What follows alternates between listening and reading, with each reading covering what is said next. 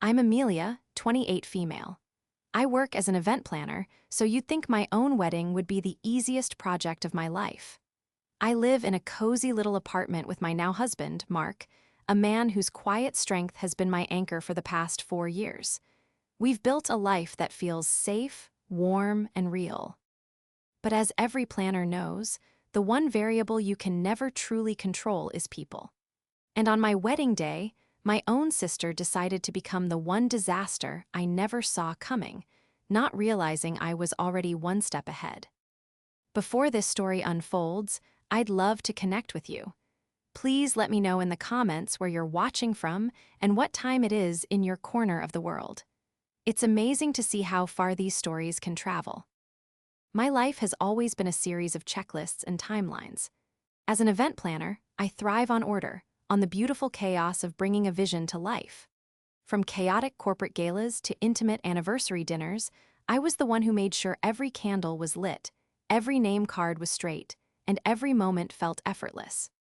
My own wedding to Mark was meant to be my masterpiece, the culmination of not just my professional skills, but of a love story I cherished more than anything. Mark was my opposite in the best way. Where I was all frantic energy and color-coded binders, he was calm, steady, and logical. A software engineer, he saw the world in lines of code that either worked or didn't. There was no ambiguity with Mark. He loved me, he wanted to build a future, and every action he took was a testament to that simple, powerful fact. He was the quiet harbor to my bustling port, and I couldn't imagine my life without him. Then there was my sister, Chloe. 2 years younger, she was the beautiful, tempestuous storm to my calm, predictable weather. Growing up, I was the responsible one, the one with good grades and a 5-year plan.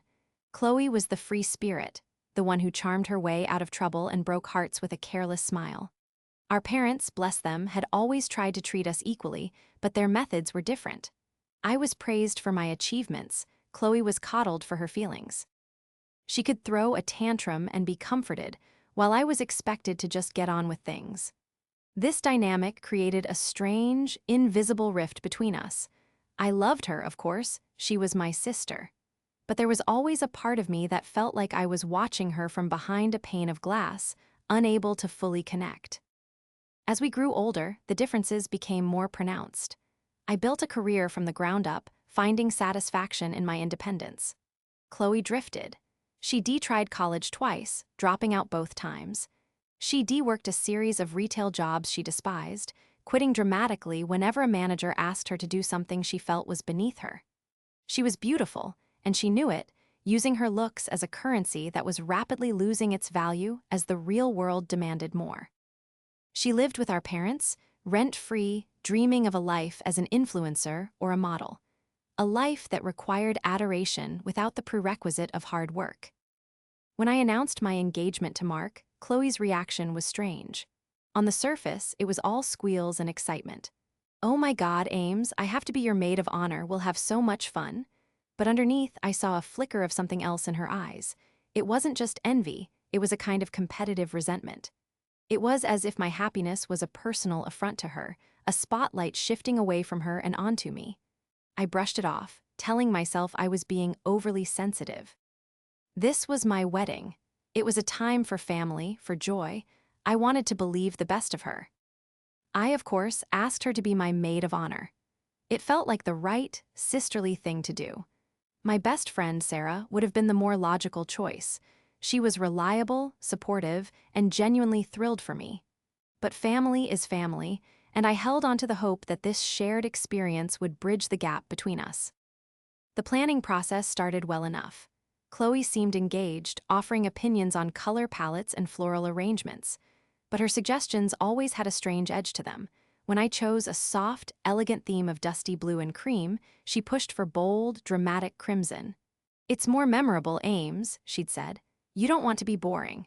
When I picked out simple, flattering bridesmaid dresses for her and Sarah, she complained about the cut. "It does nothing for my figure. Can't we get something a bit more show-stopping?" Each comment was a tiny pinprick, a subtle attempt to hijack the event and mold it into her own vision. The most telling moment came when we were discussing my wedding dress. I had found the one, a beautiful A-line gown with delicate lace sleeves and a classic silhouette. It was elegant, timeless, and it made me feel like myself. I showed her a picture, my face beaming. She stared at the photo for a low, NG moment, her expression unreadable. "It's nice," she said, the word hanging in the air like a weak apology. "It's very you. Safe." Then she held her phone up, showing me a picture of a slinky, backless mermaid gown, covered in sequins and sporting a plunging neckline. "Now this," she breathed, "is a wedding dress." It wasn't about what I wanted. It was about what she thought would command the most attention. Still, I gave her the benefit of the doubt. She was my sister. Maybe she was just trying to help in her own misguided way. I gently told her I loved my choice, and that was that. The real warning sign, the one that I would only understand in hindsight, came about a month before the wedding. It was at our joint bridal shower and bachelor party, a casual backyard barbecue Mark and I wanted to host together. Chloe was being unusually charming, especially towards Mark's friends. I noticed her talking to Liam, Mark's best man, for a long time. Liam was like a brother to Mark, a genuinely good guy who had been our biggest cheerleader from day one. From across the yard, I saw him laughing, but his eyes kept flicking over to me with a look of slight confusion. Later that evening, as we were cleaning up, Liam pulled me aside.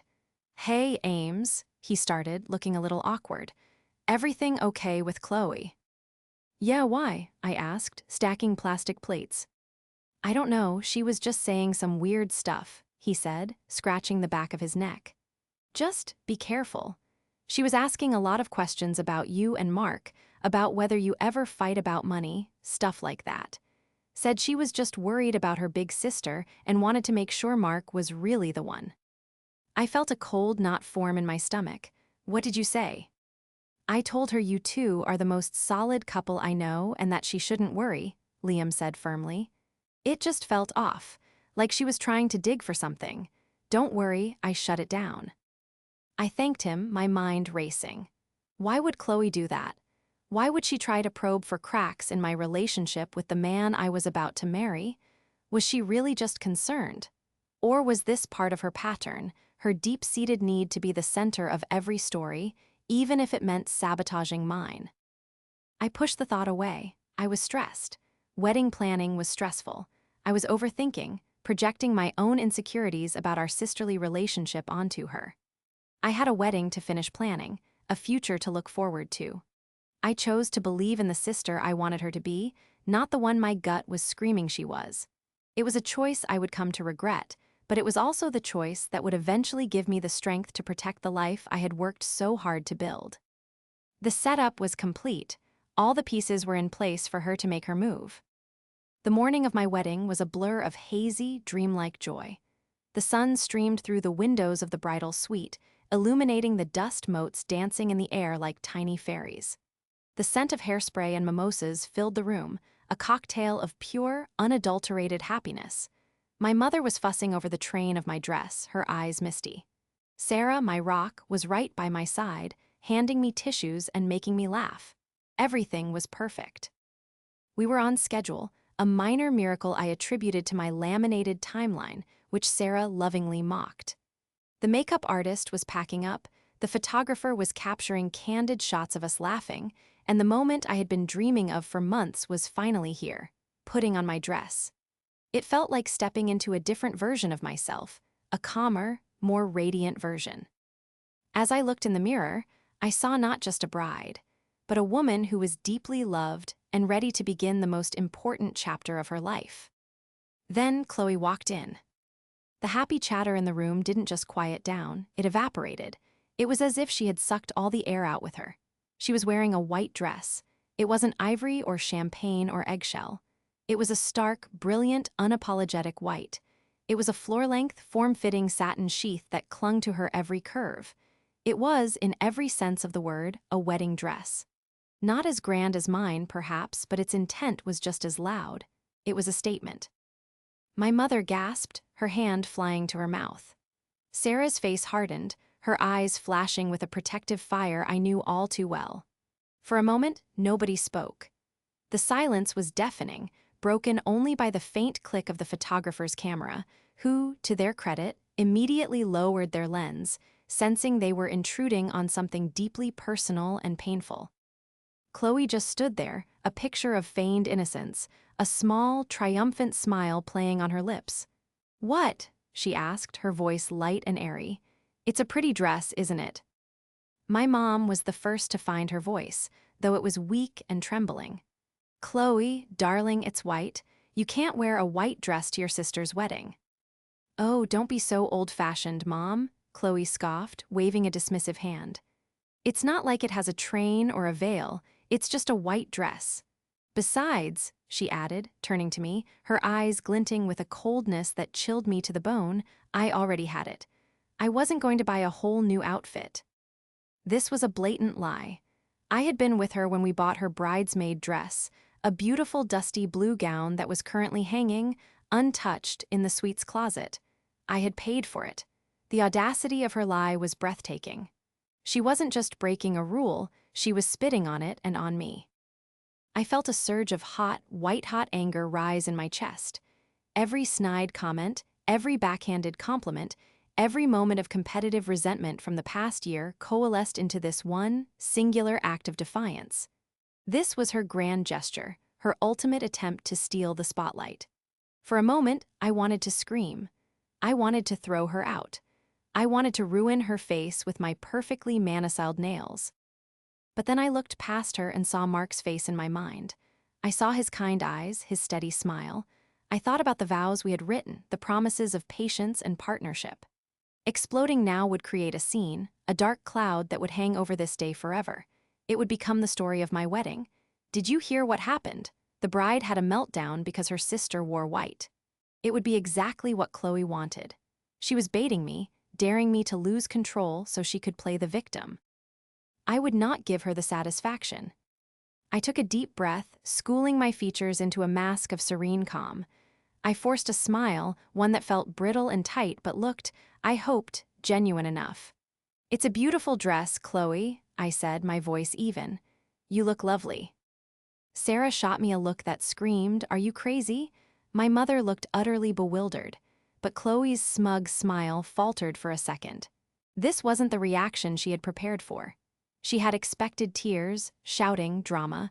My calm acceptance threw her off balance. The rest of the pre-ceremony preparations were thick with unspoken tension.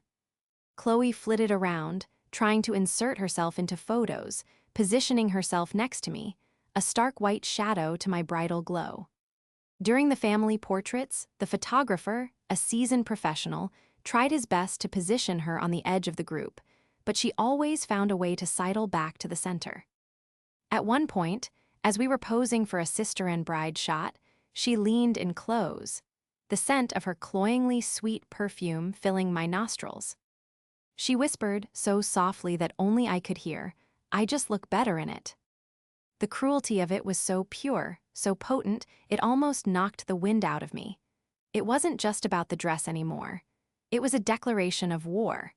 It was her lifelong belief that she was prettier, more special, more deserving of attention, crystallized into a single, venomous sentence. And she had chosen this moment, the happiest day of my life, to deliver the blow. But I held my ground. I didn't flinch.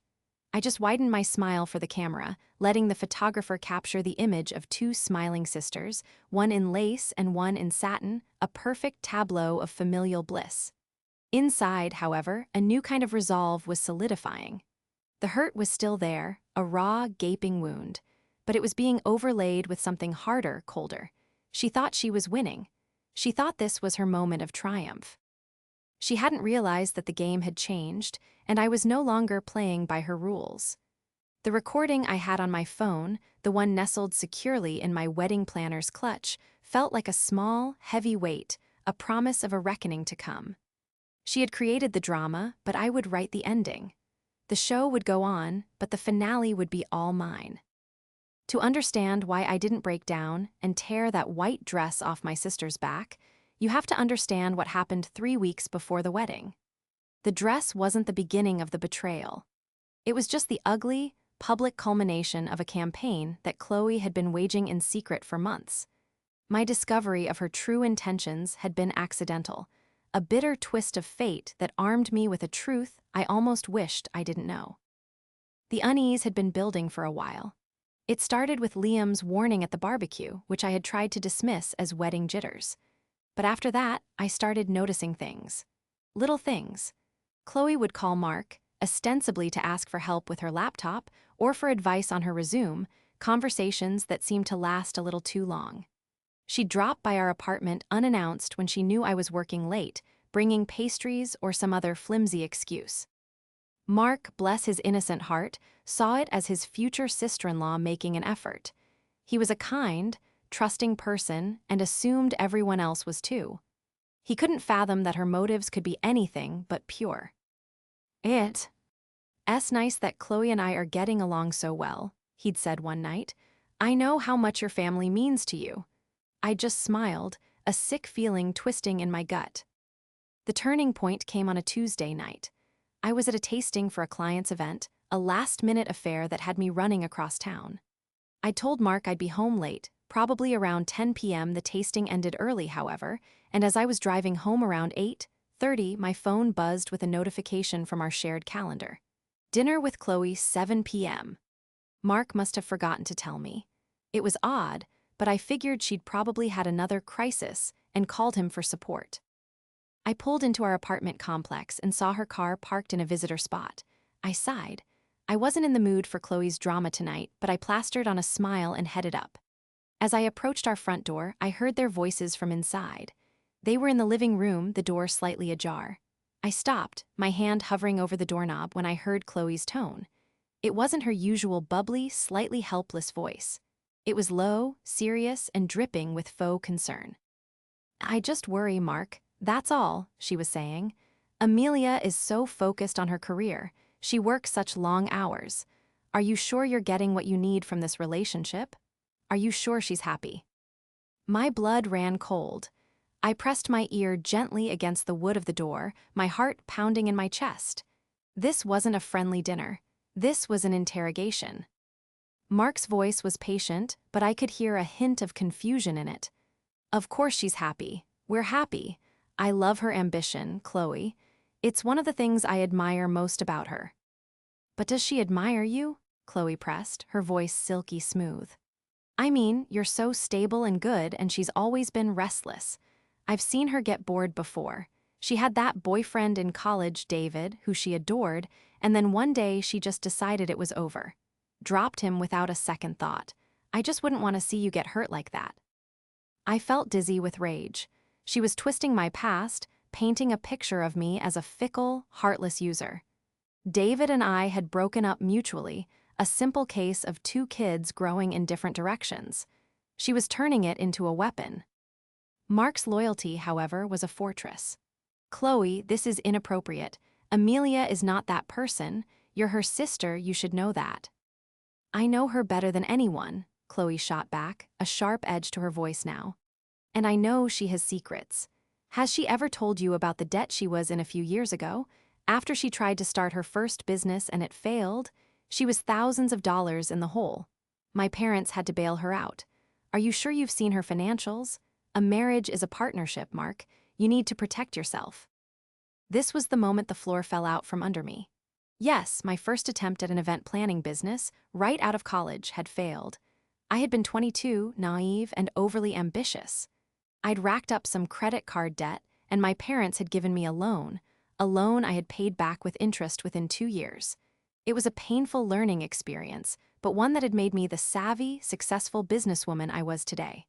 I had told Mark about it early in our relationship. It was a part of my story, not a dirty secret. But the way Chloe framed it, insinuating that I was a financial black hole, a liability he needed to protect himself from, was malicious in its brilliance. She was planting poison. I could have burst in right then. I could have started a screaming match that would have woken the neighbors. But a strange, cold clarity washed over me. A public fight would just be my word against hers. She would twist it, claim I was hysterical, that I had misunderstood. She would cry, and Mark, being the kind man he is, would be stuck in the middle, trying to placate us both. I needed more than just a suspicion. I needed proof. Quietly, I backed away from the door, my hands shaking. I got back in my car and drove to a nearby park, my mind reeling. I sat there for an hour, just breathing, letting the initial wave of fury and hurt wash over me. She wasn't just jealous. She was actively trying to sabotage my relationship. She was trying to ruin my marriage before it even began. I thought about Liam's warning. I thought about her comments on my dress, my theme, my life. It all clicked into place, forming a dark, ugly picture. This wasn't about sisterly concern. This was about destruction. She couldn't stand to see me happy, to see me have something so good and real when her own life was a mess of unfulfilled dreams and resentment. Sitting there in the dark, a plan began to form. A cold, methodical plan worthy of the event planner in me. Confronting her now would be messy and inconclusive. She was a master manipulator, and I couldn't beat her at that game. I had to create a new one, with new rules. I needed to get an undeniable confession. I needed her to expose herself in her own words. The discovery in the hallway wasn't the end of my pain, it was the beginning of my investigation. I drove home later that night, feigning surprise to see her car gone and feigning exhaustion from my long day. Mark gave me a hug, and I held onto him tightly, the truth a bitter secret in my heart. The game was on. The days following my eavesdropping discovery were among the hardest of my life. I had to live with the knowledge of my sister's treachery while maintaining a facade of normalcy. Every smile I gave her, every love you, sis, at the end of a phone call felt like a lie I was telling myself. I was walking on a tightrope of feigned ignorance, terrified of slipping. Mark could sense something was wrong. I was quieter, more distant. "Are you okay, Ames?" he asked one evening, wrapping his arms around me as I stared blankly at a seating chart. "The wedding stress getting to you?" "Something like that," I murmured, leaning into him. "It's just a lot." I couldn't tell him, not yet. Telling him would put him in an impossible position and would start the war before I was ready to fight it. This was my battle. I had to gather my ammunition first. My first and only call was to Liam. As Mark's best man and a trusted friend who had already voiced his own suspicions, he was my only possible ally. I met him for coffee the next day, my hands trembling as I held the warm mug. "You were right about Chloe," I said, my voice barely a whisper. I recounted the conversation I had overheard, the poison she was dripping into Mark's ear about my past, my character, my finances. Liam listened intently, his expression growing darker with every word. When I finished, he just shook his head, a look of disgust on his face. "I knew it," he said, his voice low and angry. "I knew she was trouble. That night at the barbecue, it felt like she was trying to recruit me to see if I'd be an ally in making sure Mark was making the right choice. It was disgusting." He looked me straight in the eye. "What do you need, Amelia? I'm in. Whatever it is." The relief was so immense I almost cried. I wasn't alone in this. "I need proof, Liam. I need to get her to say it again, but this time I need to record it. If I confront her now, she'll deny everything and paint me as the crazy, jealous sister." We spent the next hour brainstorming. My first idea was to invite her over for a sisterly heart-to-heart and leave my phone recording, but we quickly realized Chloe was too smart for that. She would be on her guard with me. She would be sweet as pie to my face while continuing to stab me in the back. The approach had to be more subtle. It had to come from someone she thought she could manipulate. "She tried to recruit me," Liam said, a slow, calculating smile spreading across his face. "Let's let her think she succeeded." The plan was simple, yet brilliant. Liam, a talented graphic designer, was in charge of creating the slideshow for the wedding reception. A classic compilation of photos of me and Mark growing up, our journey as a couple, set to music. It was the perfect cover. He would call Chloe, under the guise of needing her help to find the best, most emotional photos of me from our childhood. He would tell her he wanted to make the slideshow extra special and needed her sisterly insight. The real goal was to get her talking. Liam would play the part of the concerned friend, the one who was starting to believe Chloe's warnings about me. He'd pretend to be on her side, a co-conspirator in the Save Mark campaign. It was a risky move. If Chloe sensed it was a trap, the whole thing would blow up in our faces. But it was our only shot. A few days later, Liam made the call. He put it on speakerphone so I could listen from his office, my heart hammering against my ribs. "Hey, Chloe, it's Liam," he said, his voice casual and friendly. "Liam, hi, what's up?" Chloe's voice was instantly cheerful, flirty even. "Hey, so I'm working on the slideshow for the wedding, and I'm a bit stuck. I was wondering if you could help me out. I want to make it perfect for Mark, you know?" he said, laying the bait. "Of course, anything for my future brother-in-law," she chirped. "It's just, Liam lowered his voice conspiratorially. "After what you said at the barbecue, I've been kind of watching them, and you're right. She does seem a bit distant. I'm just trying to make sure this slideshow really focuses on how much she loves him. Maybe remind her of it. There was a pause. I held my breath. This was the critical moment. Then Chloe's voice came back, lower now, more serious, the voice I had heard through the door. "I knew you'd see it, Liam. I'm so glad you called.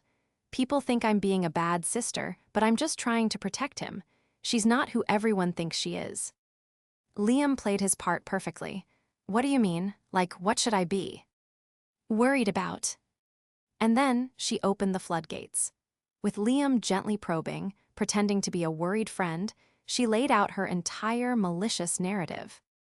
"She's a user," Chloe said, her voice dripping with scorn. "She always has been. She uses people until she gets bored and then moves on. She did it with her ex. She did it with our parents when she needed money for her failed business. Now she has Mark, who has a great job, a stable income. It's perfect for her. She gets the big, perfect wedding she can use to promote her business, and a husband who will fund her life." My hands clenched into fists. Hearing the words spoken so plainly, so devoid of any sisterly love, was like taking a physical blow. Liam pushed a little further. "The money thing you mentioned, that's what worries me. Mark's not flashy, but he's comfortable. Is she really just after his money?" 100%, Chloe said with absolute conviction. "She's a financial nightmare. Our parents had to bail her out of thousands of dollars of debt. She probably hasn't even told him the full story. She's a chameleon, Liam. She'll be whoever you want her to be to get what she wants. I've been trying to hint to Mark to make him open his eyes, but he's so blinded by her. He thinks she's this ambitious, independent woman. It's all an act. I'm honestly scared for him. I think trying to get him to see the light is the best wedding gift I could possibly give him." "Wow," Liam said, his voice a perfect blend of shock and dawning realization. "So, you're actively trying to get him to have second thoughts." "I'm trying to get him to see the truth," she corrected him. "If he calls off the wedding, it'll be because he finally understood who he was marrying. It would be better for him in the long run. I'm doing him a favor." Click, Liam ended the recording. The silence in his office was heavy. He looked over at me, his face pale. I couldn't speak. The proof was there, undeniable and uglier than I could have ever imagined. It wasn't just jealousy. In her mind, she was the hero of this story, saving my fiancé from the villainous clutches of his manipulative fiancé. She wasn't just trying to ruin my wedding, she believed it was her moral duty. The investigation was over. Now, it was time to plan the confrontation. Listening to the recording in Liam's office was like having ice water poured into my veins. The initial shock gave way to a cold, hard certainty. The sister I thought I had, the one I had made excuses for and given the benefit of the doubt to, was a fantasy. The real Chloe was the voice on that recording, a venomous, self-aggrandizing saboteur who saw my happiness as an injustice that needed correcting. My first instinct was to send the recording to Mark, to my parents, to our entire family group chat, and just detonate the bomb. I wanted to expose her, to make her face the consequences of her lies immediately. "Let's just burn it all down," I whispered, my voice hoarse. Liam, ever the voice of reason, put a calming hand on my arm. "Think about it, Amelia. If you do that now, what happens? It becomes a massive, messy family war a week before your wedding. It will overshadow everything. Your wedding day will be about this drama, not about you and Mark. Chloe will cry, she'll deny the context, she'll claim we trapped her. She will find a way to make herself the victim. You'll be fighting with your parents, Mark will be stressed. Is that what you want?" He was right. A pre-wedding explosion was exactly the kind of chaotic, attention-grabbing drama Chloe would thrive on. She would be at the center of it, and my wedding would be the casualty. I had to be smarter. I was an event planner. I understood timing, optics, and impact. The confrontation couldn't be a messy argument. It had to be a perfectly executed event. "The slideshow," I said, the idea hitting me with the force of a lightning bolt. "She thinks you're her ally, helping her build a case against me. The irony is just too perfect." A slow grin spread across Liam's face. "Oh, that's diabolical. I love it." The plan was born right there in his sleek, minimalist office. It was a strategy of two parts. Part 1, Operation Normal. I had to continue playing the role of the happy, slightly stressed bride. I had to go to my dress fitting, finalize the floral arrangements, and discuss the seating chart with Chloe as if nothing had happened. It was the hardest acting job of my life. Every interaction with her was a masterclass in self-control. I had to smile when she made a passive-aggressive comment, laugh at her jokes, and listen to her advice, all while her recorded voice played on a loop in my head. Part 2 was the main event, the slideshow. Liam and I worked on it in secret, using his personal laptop and meeting after hours. The first 90% of it was genuine. We gathered beautiful photos of me and Mark, from awkward teenage pictures to our first vacation together. We included heartwarming photos of our families, of our friends. We built a narrative of love, growth, and happiness. We chose a beautiful, instrumental track that would swell and build emotion. It was designed to lull everyone into a state of sentimental warmth. Then we worked on the grand finale. Liam, a master of his craft, edited the audio clip of Chloe's confession. He cleaned it up, removing his own voice as much as possible, isolating her most damning statements into a concise, 45-second clip. "She's a user, she's a financial nightmare. I've been trying to hint to Mark, to make him open his eyes. I'm trying to get him to see the truth. If he calls off the wedding, it would be better for him in the long run. I'm doing him a favor." The plan was to embed this audio into the last minute of the slideshow.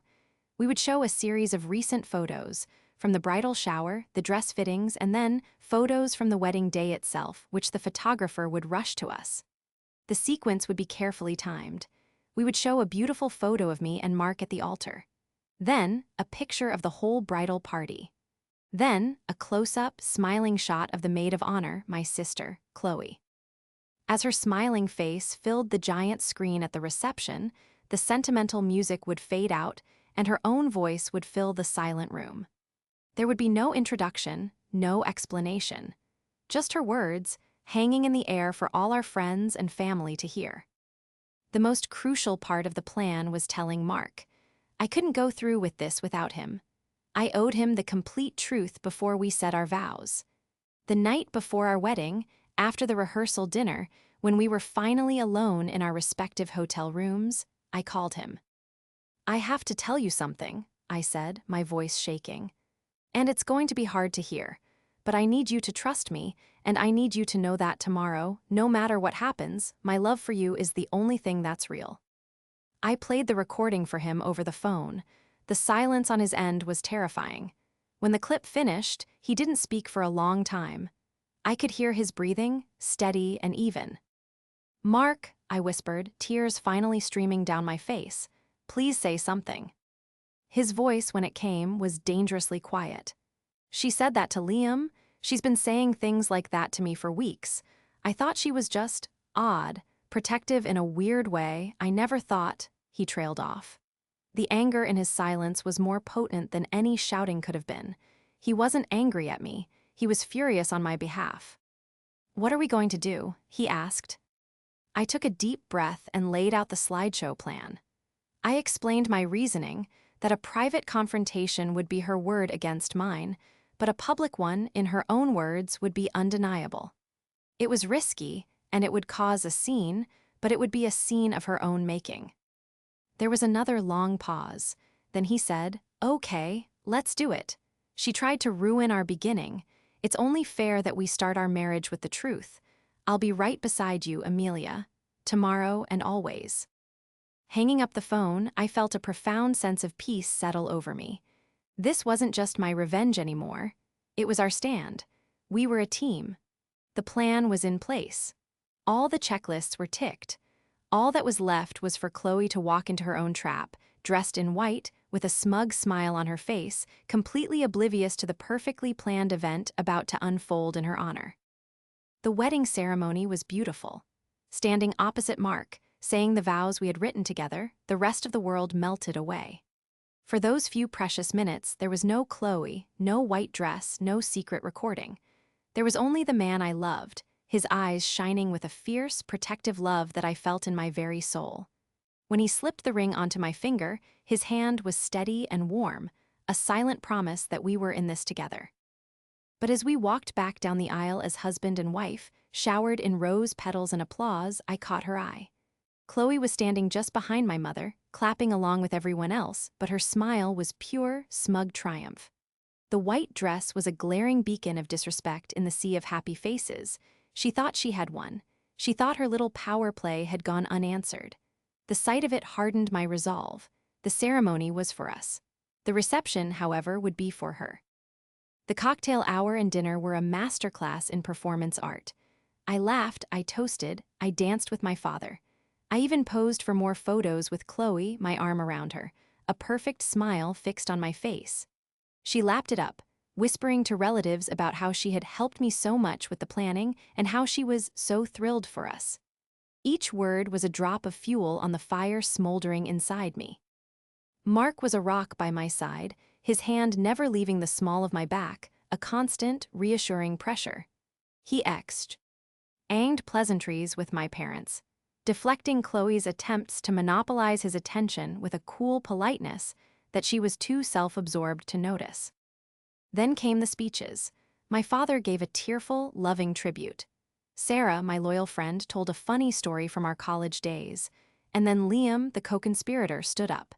He gave a wonderful, heartfelt speech about Mark, about their friendship, and about the joy of seeing him find a partner who made him so happy. He raised his glass to us, and as he did, his eyes met mine across the room. It was a look that said, "It's time." Our MC, a friend from college, took the microphone. And now, folks, Mark and Amelia have a special video they want to share with all of you, a little look back at their journey to this day. A hush fell over the elegantly decorated ballroom. The lights dimmed, and the large projector screen behind the head table flickered to life. The first chords of the instrumental song we'd chosen filled the air. The slideshow began. It was perfect. Photos of a gap-toothed me and a lanky, teenage Mark flashed across the screen, earning chuckles from our families. Pictures from our first dates, our travels, our engagement party. The room was filled with awes and happy sighs.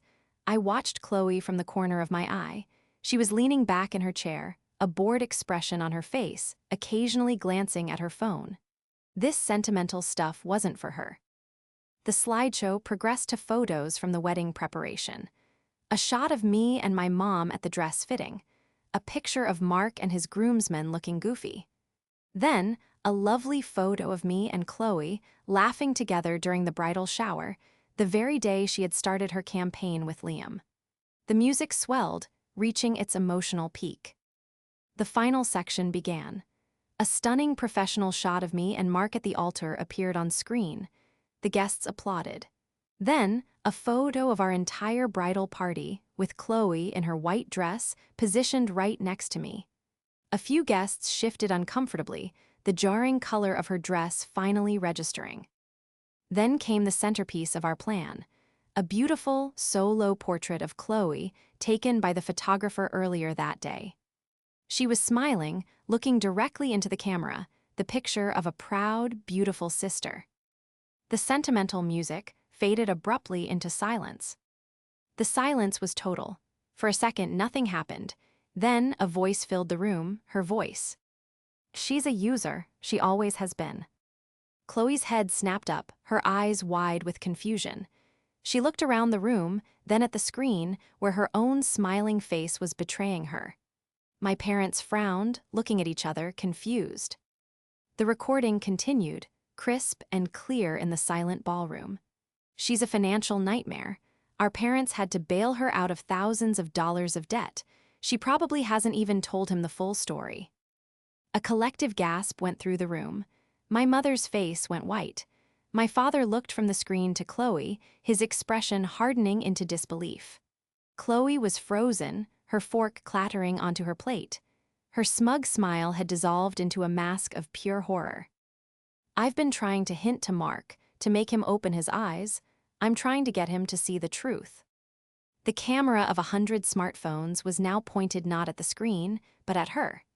The whispers started, rippling through the room like a shockwave. "If he calls off the wedding, it'll be because he finally understood who he was marrying. It would be better for him in the long run. I'm doing him a favor." The audio clip ended.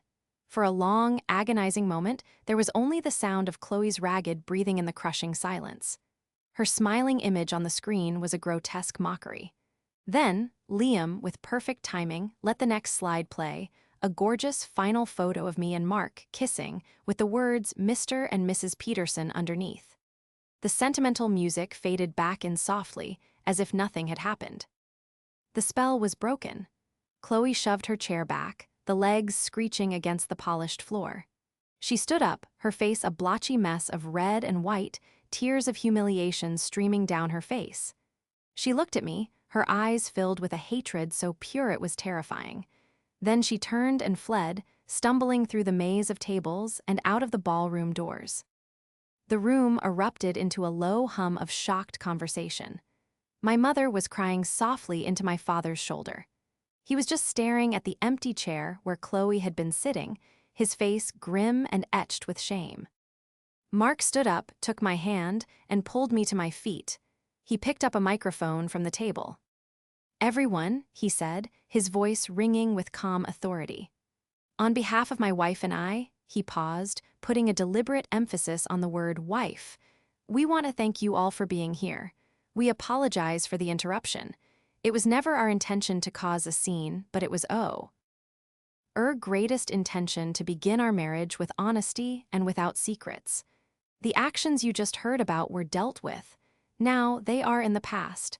Please enjoy the rest of the evening. The bar is open and the band is about to play." He put the microphone down, kissed me gently on the forehead, and led me to the dance floor for our first dance. As the music started and he pulled me close, I rested my head on his chest, closing my eyes. The confrontation was over. The truth was out.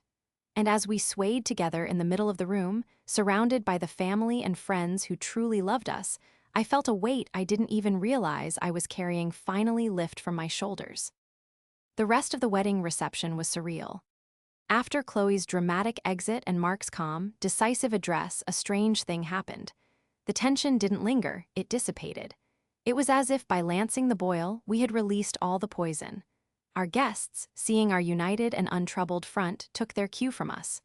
The band started playing an upbeat song, a few brave couples joined us on the dance floor, and slowly but surely, the party resumed. Of course, the slideshow was the only thing anyone was talking about. People approached us throughout the night, not with gossip, but with quiet words of support. "You did the right thing," Mark's aunt whispered, giving my hand a squeeze. "Good for you for standing up for yourselves," an old college friend said, raising his glass.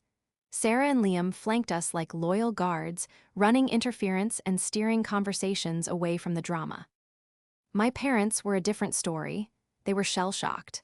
My father, a man who prided himself on our family's reputation, was deeply ashamed. My mother was heartbroken. They found me by the cake table, their faces etched with pain. "Amelia," my father started, his voice heavy. We had no idea. Is that really how she feels? How she's been acting?" "Yes," I said simply, my voice gentle but firm. There was no triumph in me, only a deep, weary sadness for the relationship I had lost with my sister. The recording was from last week. The white dress was just the final straw. My mother started crying again. "We failed you both," she sobbed. "We enabled her. We always made excuses for her. We thought her jealousy was just a phase, not this. This is poison." "This isn't your fault," Mark said, stepping forward and putting a comforting hand on my mom's arm. It's Chloe's. All we ask is that you support Amelia now.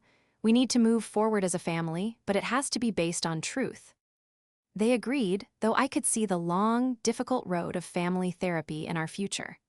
They left the reception early, needing to go home and process, and I presumed to face the daughter who had imploded her own life in front of 200 people. The immediate aftermath was messy. Chloe, predictably, went on the offensive.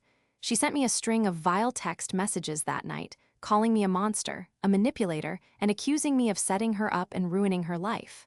I didn't reply. I blocked her number. She then took to social media, posting a vague, tearful story about family betrayal and being publicly humiliated by those who are supposed to love you. It backfired spectacularly.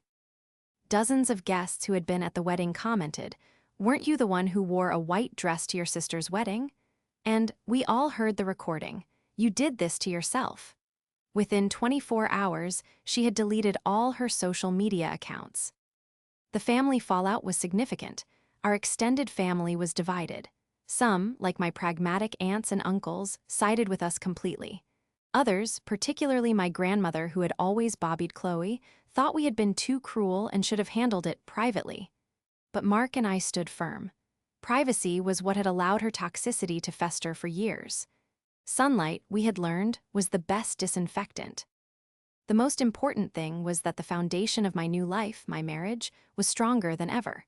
The trial by fire had forged a bond between Mark and me that was unbreakable.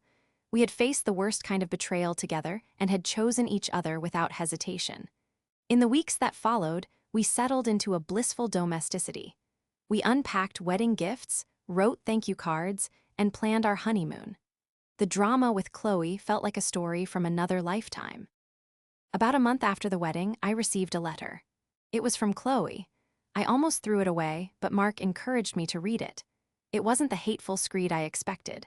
It was a short, stilted, and deeply uncomfortable apology. She wrote that being publicly exposed was the most humiliating experience of her life, but that hearing her own words in that silent room was a wake-up call.